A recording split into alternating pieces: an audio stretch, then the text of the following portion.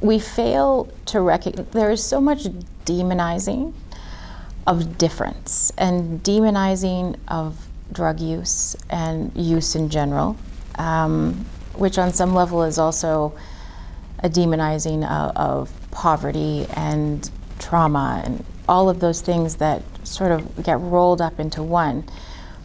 And when you take away that judgment, and I keep going back to this very sort of philosophical thing, but it's powerful to take away the judgment. It's powerful to take away the idea that there's something wrong with this person. It's incredibly powerful to offer, instead of that, an understanding of where they've been, where they've come from. Nobody, as a child is growing up and thinking, one day I'm going to be addicted to opioids. Things happen to people. Terrible things happen to people.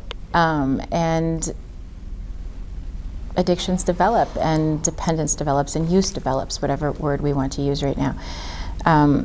And recognizing the basic humanity in people is incredibly profound. And take away everything else, that in itself, I think, makes a huge difference. And in relationships between providers and patients and just community members, that in itself makes such a big difference. I've been in recovery myself for a long time, and for me, and I speak to that with that knowledge that was the difference, right? That in itself was the difference.